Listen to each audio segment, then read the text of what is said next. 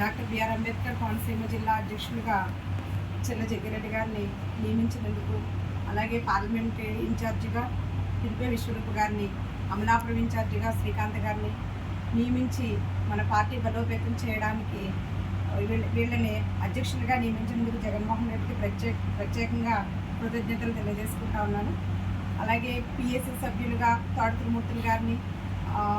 మన ముద్రగడ పద్మనాభం గారిని, పిల్లి సుభాష్ చంద్రబోస్ గారిని,